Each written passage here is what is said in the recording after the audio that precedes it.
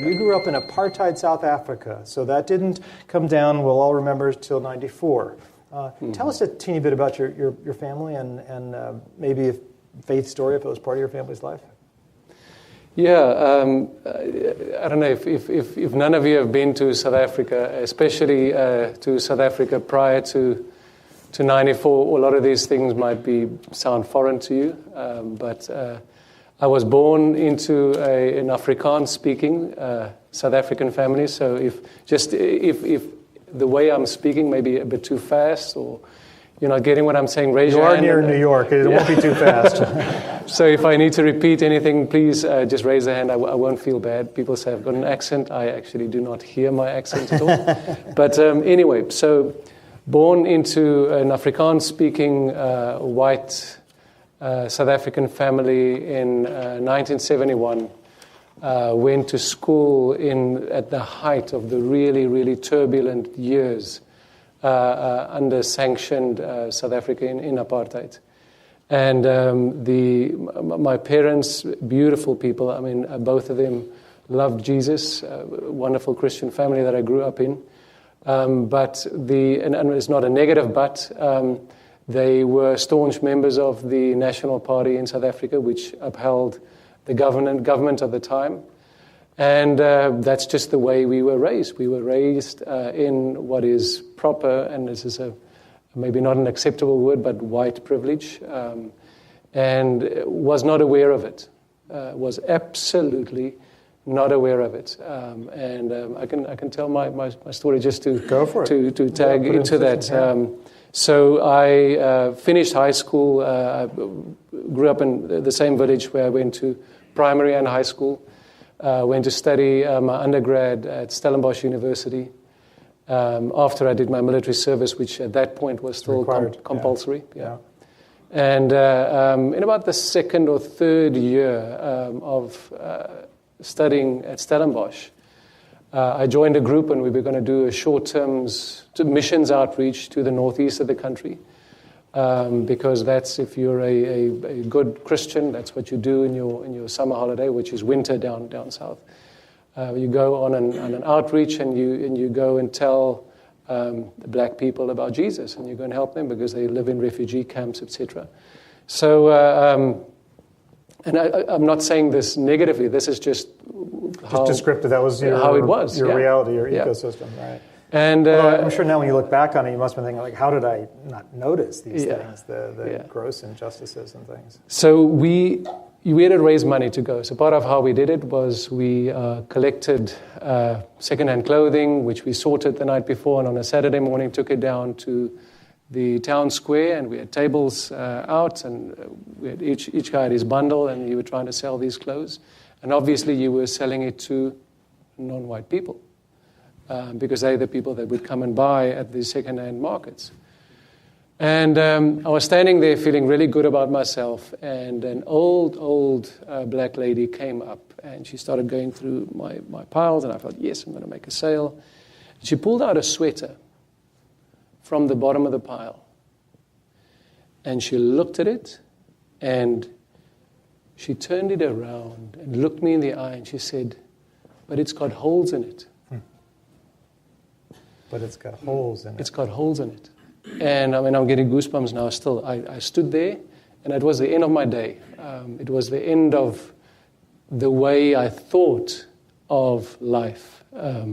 Because the reality up until that point, and I think I was 21 years old, up until that point in my life, to me it was okay to think that people that are not white would spend money to buy a sweater with holes in it.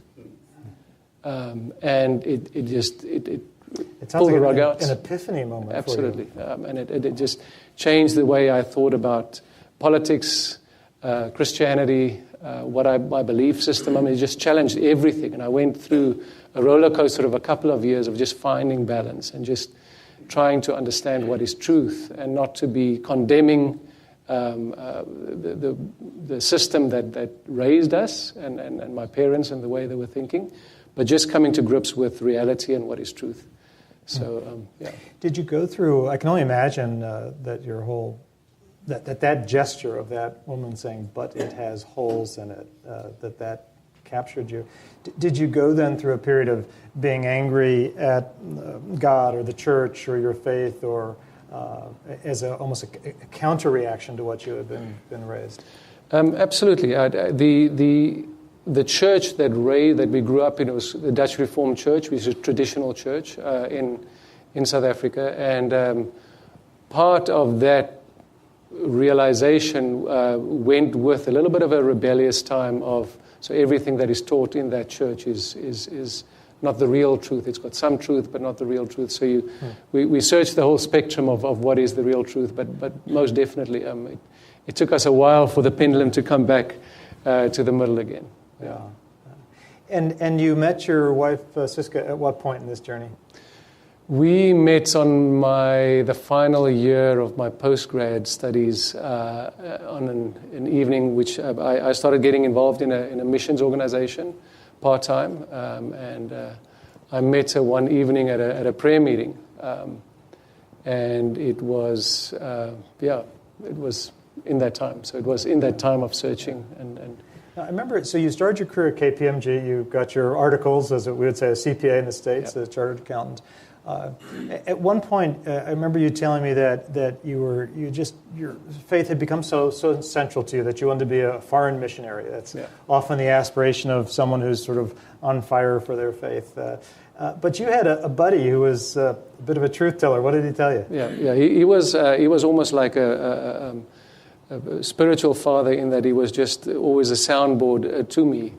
And it was definitely during the 3 years at KPMG were turbulent years from that regard, in that I was doing my articles and getting my hours in, but my main goal was I'm going to serve the Lord in the missions field, and was very much involved with Open Doors, serving the persecuted church. And I then shared one day with this friend of mine, and I said to him, "Listen, Niels, you know that as soon as I'm done with this, I'm going to become a missionary." And he said, "Really?" I said, "Yeah." And he actually started a missions organization. He was the head of a Christian-based education. So he saw a new recruit in you, fresh blood. And he said to me one day, he said, Ian, I actually don't think so. I don't think so. And to me, it was just like I was on fire. And I said, "How can you tell me being a missionary cannot be a good thing? How can you tell me?" We actually parted ways, where my wife still laughs at me, but for almost a year, I didn't speak to him. Until I got convinced, this might be the truth that he's sharing with me. So, yeah. It reminds me, there's a friend of mine who's a chairman of a large publicly traded company, and about 10 years ago, he was getting much more active in his faith life, and he said, "David, I've got more money than God. I want to go be a missionary. What do you think?" And he was expecting that I would say, "Great idea." And I said, I think that's a pretty lousy idea. I said, "You're used to being in charge. You're used to making all the decisions. You've got a little bit of a temper, and you're not known for being patient. Don't think that's a good mix. The qualifications to go share faith throughout the world." But I did say, and maybe tell me how you'd react to this. I said, last I looked, you've got 110,000 people that show up to work every day that are under your stewardship. They're under your care. Metaphorically, they're a big synagogue. They're a big church. They're under your care. They're called together, ecclesia, the Latin, the Greek word for the church. And maybe think differently how you treat them and their benefits and their pay and the work conditions and things like that. And that put them on a whole new journey. Wow. What do you think of that? I think I might have shared this with you when we spoke first, in that time when I was really struggling with it and trying to find balance, one of the things that I became convinced of is that and this is the Ian Haynes theology, the highest calling in life is our individual calling. Would you say that again? So I staunchly believe that our highest calling, or the highest calling, is the individual calling that is on my life, on your life, etc. And all of us are on a different journey. So what am I meaning with that? I'm saying, therefore, that being called to go as a missionary to the Middle East, or being called to be a doctor in Syria at the moment, or being called to be a teacher, or being called to be whatever. Everything is the same. It cuts at the same level. Sort of in God's eyes, in other words. In God's eyes, it is the same level. And the thing that I found peace in is that we just need to figure out what it is that is our calling, and we need to be obedient to that, because there's a large tapestry, and each individual one of us, with our calling, if we're obedient, you're going to find your little piece of that tapestry, and it's all going to flow together, and the kingdom will come. And it took me a while to really make peace with that fact and to say, well, in missionary terms, missionaries love talking about unreached people groups and where they need to go to the frontiers and whatever. And I mentioned this to you when we just met. And I really believe that the corporate world, right over the world, is probably one of the last unreached people groups. And that's where I believe my calling is. So you believe you could be called to be a CFO, a data entry clerk, writing code, not the so-called helping professions, but any sort of line of work? Absolutely, absolutely. Yeah. You know, what do you think about? So I'll tell a story, which is one I'm not proud of, and it's on this theme of calling, because I think we're both trying to elevate work as a calling. I gave a talk once on that to the church Karen and I used to belong to, my wife, and she was in the back row, and as always, she tells me what she thinks afterwards, which I'm appreciative about a day later. And she said at the end of it, I was talking about how work is a calling, just the very things you're saying, which I agree with, and I still do. And she said, she was in tears at the end of the meeting. I said, what's the matter, Karen? And she had recently been diagnosed with multiple sclerosis. Some of you know Karen has MS. And she's no longer able to work as a result of that. And she was just, if God created someone to be an attorney, a counselor, and a law professor, it was her. She can't do that now. And she said, you had no word for me. And I'm like, wow, she's right. So, yeah, I want to elevate work, but what about someone who's disabled, who's between jobs, who's been laid off, or who's retired and their whole identity for 50 years was their work? Do you think about that at all? Because I still think about that moment, and when I think about calling, that callings can be hard and lonely, particularly when we don't feel where we're meant to be. I think the challenge around that, and I need to articulate myself right now. I don't think all callings or all seasons are easy. The one thing that I really believe in, and I'll try and not digress too much, in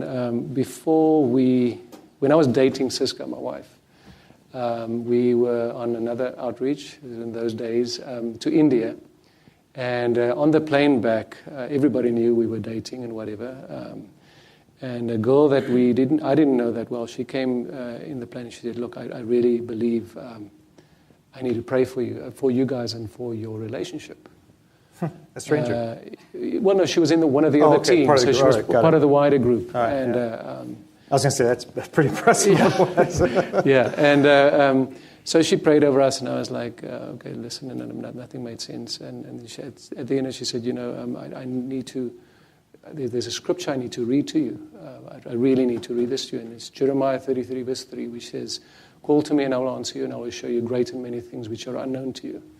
I was like, "Okay, you prayed for us for a relationship, and okay, it doesn't mean much, but thank you very much." And she left, and a couple of months later, Siska and I, long story, but we got convinced that we need to get married and put it off any longer. Let's just go through the process. And we got together for a weekend. We were very spiritual about the whole thing. We prayed about it the whole day, and we convinced her it's the right thing to do. And she said, "Well, no." I said, "Okay, we need to go.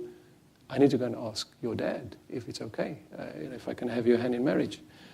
So Sunday, sure enough, we went there and met her dad and whatever, and he This is going to be recorded, and she's going to hate me for this, but he really did thank me 3 times for asking for his daughter's hand.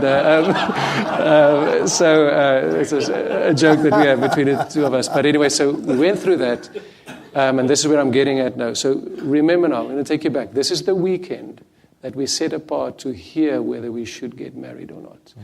And these are months after that plane ride where somebody prayed for us.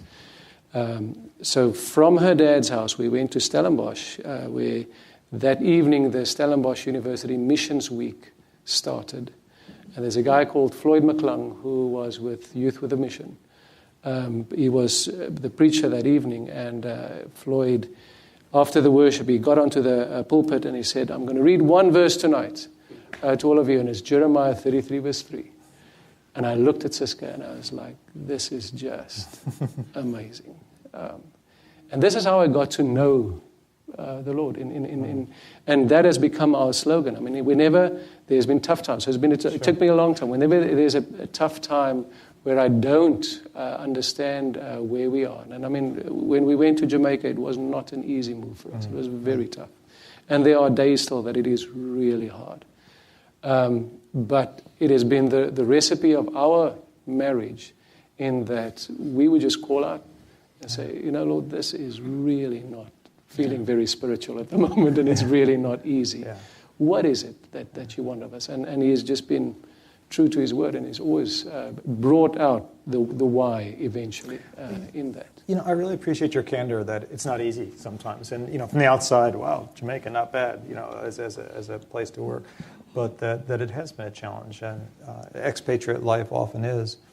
But I appreciate you saying that, because I think some people think their faith, whether it's Christian, Judaism, whatever, but they think that once you're kind of locked in on it, that life is a bowl of cherries, and it's all tailwind and no headwinds. And if anything, the biblical witness, both in the Hebrew Scriptures and the Christian New Testament, says, no, get ready, if anything, for more challenges. The only difference is I'm with you, and there's a reason, and something will come out of this. I'll protect you. So there's a sense of comfort. Absolutely. As opposed to a promise of coasting. Yeah, so, absolutely. Hey, let's talk about some ethics issues in business. As I was thinking about your career, on the surface, someone would say, well, KPMG, well, there's no ethical issues there. But of course, we know every field has ethics issues, and the PCOAB and others are consistently finding the big four now for different things. But then when you got into industry sector as a whole, say the wine and spirits and food export business, did you or any of your friends sort of give you some pushback, like, hey, alcoholism, it's a sin stock? Did you think about that or not? Or how'd you work through that as a sort of a macro part of your day job?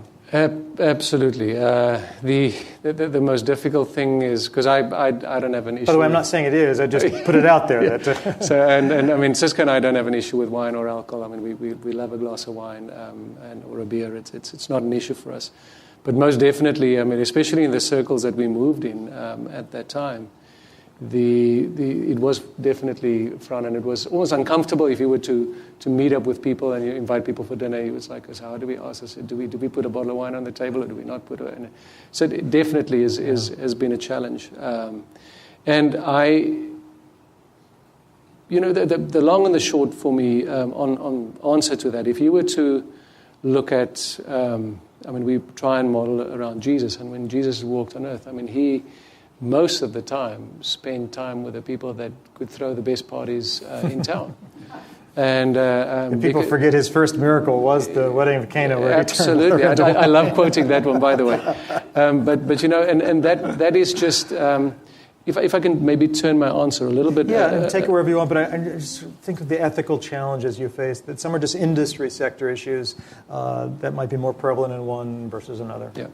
Just quickly, in life first, when I started out first, I chose not to mix with people of similar belief. Chose not to. Chose not to. Mm-hmm. Just put it out there. And it was only once we really left South Africa that my eyes opened and I realized what I'm missing in life, and the fact that we can only really be salt and light if you are in a dark place or in a place that needed salt. Because if you are in a light place, they don't need light. So that was a whole new thing for me. On the ethical side, absolutely, it is. Whether it's the wine industry or the hunting safari industry, which I was involved in, and even now Sandals and the early days of Sandals, I believe, was rather different, I think, to what it is today. In some of the stories that I've. What were some of the things that were hard for you or troubled you that you tried to be part of changing? Fortunately, not in on the Sandals side. I mean, the early days and the really wildness, I think, have quietened down. You say wildness? Yeah, okay. the wildness. And we're not talking now about your safari days. You're talking about the resort stays. Yes. To be honest with you, so I'm on the finance side, and in the financial side, it's slightly different from the operating side. I mean, if you believe that a door has been opened for you and this is the place where you now need to apply your trade and your knowledge, and you believe, well, okay, I'm going to apply what I believe ethically should be done on hunting or on Sandals or in the wine industry, on the whole alcohol abuse. And even earlier, the alcohol side even had the angle that in the apartheid era, a lot of the farm workers were paid in alcohol. Really? With wine. I did not know that. So that stigma was attached to that as well.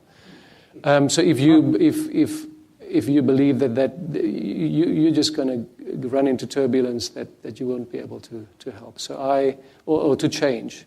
So I decided that I'm not going to really, unless I'm asked for in a board meeting on certain things, I will voice my opinion and then put it out there. And if we agree to disagree, I would just say, guys, just for the record, I cannot agree because I believe these and these and these are the right things, and I would like that minuted.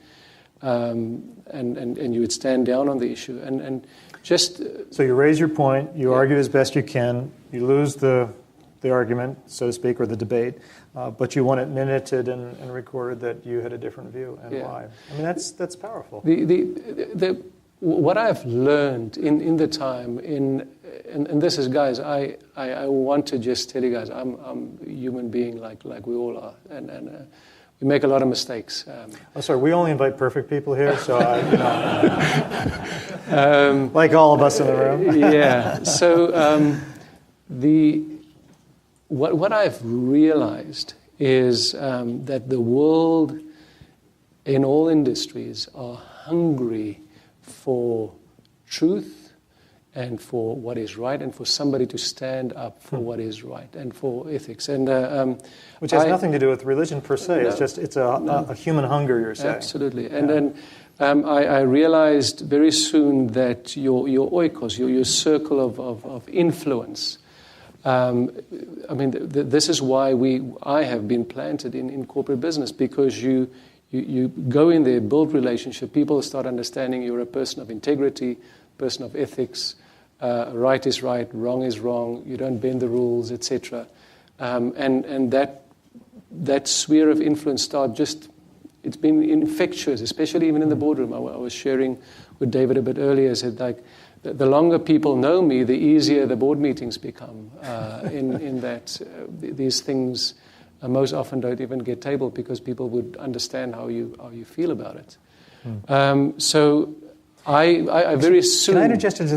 That's a huge thing. My father-in-law told me the same. He was a career executive with GE and ran their Latin American operations based in Bogota, and very corrupt issues. Public knowledge is not a big secret, and he had this principle that you could never compromise on taking a bribe, because the minute you did, they always knew you were touchable. And then the only thing is arguing about price. Yeah. But he said the same thing that you just said. He said after a while, and we lost a ton of business because of it, let's be sure. But after a while, no one would approach me because they know you can't touch Mike. And it's something you don't think about. I think in that first key moment when you say yes, no, short-term gain, ends justify the means. And he said, essentially, he said just the same thing, that to become known for something, after a while, some of those temptations, if that's the right word, or challenges won't be put on your plate. So I appreciate sharing that. Yeah.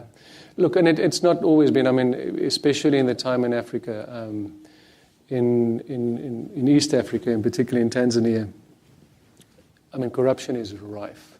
It is part of the business environment. It's part of the government environment. It's just how the whole system works. And if you do not function in that environment, you get sidelined. I mean, I'm sad to say that there were times where I was aware where, the way things have been done, they always would use unofficial channels, and most often you would find out about things later on. And I was thinking about it this afternoon on certain specific instances of what happened in our business there. None of them had lasting fruit, and none of them had an impact that is still lasting today. It was all short-term gain. But as you said, I mean, the moment you lose your foothold, you've got no credibility in the industry. And the people that have been engaged with it, even on governmental side, etc., they've been fired. So it is a sad truth, and it's something that, and I'll be honest with you, I'm not perfect. I mean, it's things that you as CFO, you find out, realize about, this didn't go through my books, but how did you guys do this? And you just ask a lot of questions, you don't get any answers, and it's not something that is great. And if you were saying if there's something I could change, I mean, there maybe a harder line on that would have been more appropriate. I don't know if we would have had a different outcome, but it wasn't great. It was difficult. Well, I appreciate you sharing that, because that is the reality. You're trying to run a business, and if the whole ecosystem in which you're operating the business is playing by one set of rules, it's awfully hard. So I don't in any way stand in condemnation, but I applaud you for saying if you could have a mulligans, that would be one. And who knows what would have happened. But how about, what are some of the issues you face as a leader in the sector you're in now? Because from what I understand from public domain information, the Stewart family are just fine people with great sets of values. They do a lot of things, which Richard mentioned in his opening remarks of adopting a community. You've got a big foundation, which is more than just lip service, from what I understand. Are there other things that, as you think about that, where you feel you're making a difference, or frankly, where it's still tough? Just quickly on, and I'm not going to blow the whistle or the trumpet of the foundation, but it is amazing in that the philosophy that the Stewart family has on Sandals is that because most of these islands, especially in the outer Caribbean, are remote, and employment's difficult, education is difficult, and the philosophy is if a hotel is built in an area, the foundation works in the area where you pull your employees from. And they're doing incredible work with the corporate university, etc. as well. That you can get anything from adult literacy to postgrad degrees that are endorsed by Harvard Business School, etc. It's really amazing the work that they do. So the corporate university, that's funded by the family. By the family, 100% by the family. So that's amazing. But on the and I don't want to make it Sandals specific, but the last few years, and it's been especially prevalent in my role at Sandals, it's been given me the opportunity to step back a little bit and be involved more on the big picture, strategic, etc. side, on business growth, business opportunities, which has been great. But on a personal level, in that, what the mantra is that I've heard from the Lord is, yes, big picture, but notice the little things, and don't big picture, but notice the little things. Don't miss the little things. And you might ask what that is, and the reality for me is that it's people. I mean, at the end of the day, our being here is people. It's relationships, and how do you interact with people. I heard a pastor 3 weeks ago, which I shared with David recently, who said that our good conduct should be the greatest apologetic for the gospel. I'm going to say that again. Our good conduct should be the greatest apologetic for the gospel. And what that means is, remember I started with big things, or big picture, small things. In how do I touch people that come across my way? How do I influence people that come across my way? How do I impact needs? The lady who might be working in the kitchen at the office, and she'd come by in the morning and ask me, would you like some coffee? And I said, yeah, absolutely. And she looks a bit down, just notice she's not looking the way she normally looks, and asking and engaging, ministering. Just on that, I'd probably one of the greatest experiences that I had in my career, but just that whole thing of picture small things, in that I sat in a meeting with our chief exec, and was challenging Is the son of the founder? The son of the founder, yeah, he's our CEO. And I was just challenging one or two things. I said, listen, Adam, I said, this and this and this and this and this. 1 and 1 is not making 2, why this and whatever.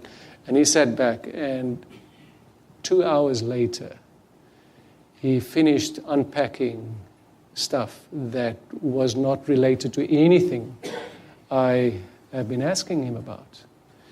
But in the time that he's been sharing this, I'm sitting there, said, I'm going to? No, I'm not. I'm going to? No, I'm not. I'm going, no. And it almost like I grabbed that pendulum and I said, right, I'm going to do this. And the moment when he gave me that moment, I just sat there and I said to him, whenever I am faced with situations in life that I've got no control over, and I've got absolutely no idea what to do. I said, I'm a believer, I'm a Christian. He said, yeah.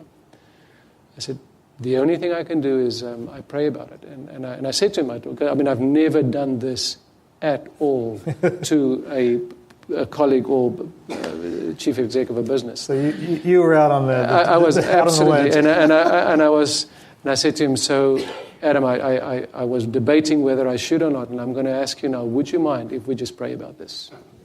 And it's good. This is nothing to do with business or business decisions, or this is one-on-one. Two guys talking. I said, would you mind if I pray for you? And he said, absolutely. And because absolutely mind or absolutely? No, absolutely pray. Yeah, absolutely. And I said, I took the opportunity. I prayed for him, prayed for his wife, prayed for his brothers, his sisters, their kids, his dad. I prayed for everybody. I just said, right, I've got this moment. I said, in his office. Absolutely. But it was twice, halfway through the day and late that evening, he sent me WhatsApps saying, I have got no words to thank you for what you did today. And it was one of the highlights of my career so far, in that just to have that intimate, and it wasn't that intimate between two guys, but it was just that moment we know this has been orchestrated by somebody else. And that's why I'm saying is big picture, but don't miss the small things. You're going to miss opportunities. It reminds me a lot of, I think, where living out our faith at work is, number one is doing work excellently. It's doing that which we're paid to do and doing it with the highest of standards and our abilities. But then there's this other part that I think our faith maybe makes us a little bit different than others, or whatever faith it might be. And that's paying attention to the human beings who are next to you, many of whom might be going through really terrible stuff. Spouse might have just been through a divorce, or a kid is really sick, or they've got bad news about their parents, or their boss is a jerk, and just offering comfort and kindness. And sometimes I think we're placed in really lousy jobs because we're meant to be a light to those people who are hurting there until such time as we're meant to do something else. Yeah. And certainly when things are going well, all the more reason not to forget them. I'm going to ask another question, then open it up to any questions that you folks have. So do your coworkers think you're nuts? No, I mean, you don't wear it on your sleeve. We were talking about this, your faith, but they know it's a part of who you are. And is that ever become an issue, that at least from your sense, or is it you're just being yourself, doing your job, and everyone gets it? There are two answers for me in that. In the time that I was in Africa, and it wasn't necessarily my co-workers. This was actually with the principals, the owners of the business. Mm-hmm. There was a time where I was engaging with one of them, and I was informed by the individual that said, "Do you know that around the campfire at night, when the rest of them are here and they've had a few drinks, that they make jokes about your faith?" And that was probably one of the hardest things I've ever had to deal with. I tried to put up a brave face and then deal with it, but I went home and to Siska, my wife, and I just said, "This has been hard." Wow. Yeah. And I think the hardest of that was that when I eventually left Tanzania, I didn't see a change. Yes, we impacted a lot of people's lives, mm-hmm. and we impacted the community, and it still is one of our favorite parts of our life so far. But if I think back work-wise and work community-wise,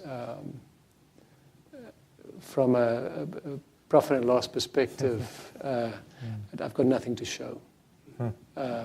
That was hard, really, really hard for me, and something I don't understand. And I actually I'd shared it with a believing friend, and it was one of those guys. He said, "Look, you've just got to accept the fact that you will probably not know now." Yeah. It's one of those things. In